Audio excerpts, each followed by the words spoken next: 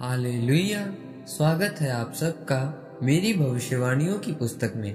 तो आइए हम आज के पवित्र वचन को पढ़ेंगे, जो कि परमेश्वर के दास प्रेरित अंकुर यूसुफ नरूला जी के द्वारा लिखा गया है।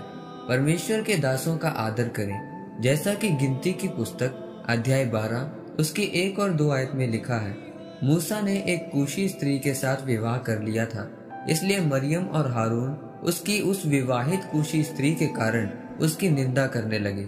उन्होंने कहा, क्या परमेश्वर ने सिर्फ मूसा के साथ बातें की हैं? क्या उसने हमसे भी बातें नहीं की? उनकी यह बात यहोवा ने सुनी।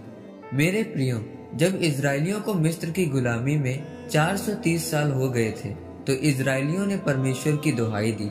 तब परमेश्वर ने अपने दास मूसा को चुना और उसके द्वारा इजरायलियों को आजाद किया।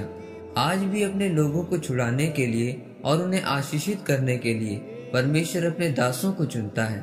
इसलिए नए नियम में लिखा है कि जो वचन सुनाने में परिश्रम करते हैं वह दोगुना आदर के योग्य समझे जाएं।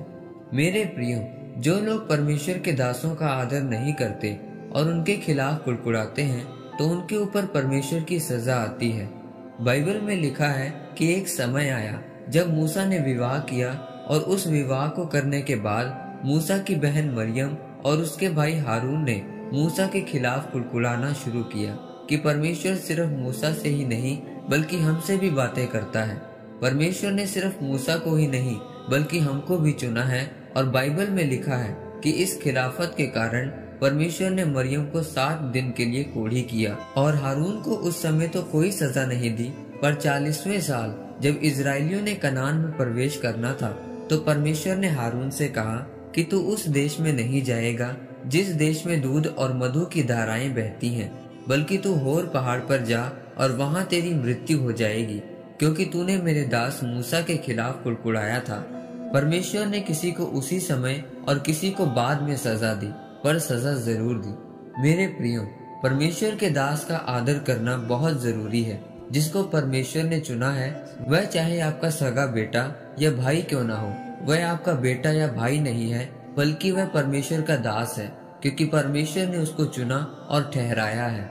अगर आप उसको परमेश्वर का दास समझकर अपने जीवन में ग्रहण करोगे, तो आपकी जिंदगियां बदल जाएंगी।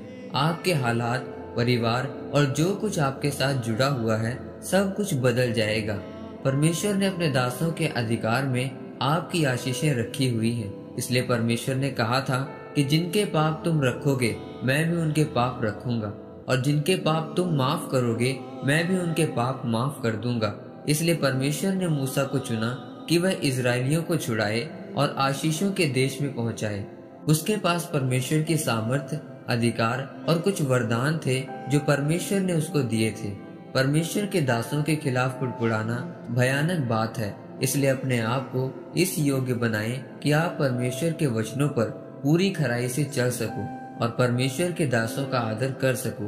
परमेश्वर ने अपने दासों को आपकी आशीषों के लिए ठहराया हुआ है, और जब आप उनका आदर करके उनकी अगुवाई में चलेंगे, तो परमेश्वर उनके द्वारा आपको ऊंचा और आशीषित करेंगे। आमीन। आइए परमेश्वर के दास के द्वारा लिखे गए इस अंगीकार को आप मेरे साथ एक मन होकर करें। सर्वशक्तिमान परमेश्वर, इस वचन के लिए मैं आपका धन्यवाद करता हूँ। परमेश्वर, मैं अंगीकार करता हूँ कि मैं हमेशा आपके दास की अगुवाई में चलता रहूंगा और उनका आदर करूंगा, ताकि उनके द्वारा आपकी आशीषें मेरे जीवन में उतर सकें। प्रभु यीशु मसीह के नाम में आमीन। परमेश्वर आप सबको आज के वचन के ऊपर मनन करने के द्वारा आशीषित करे। आमीन।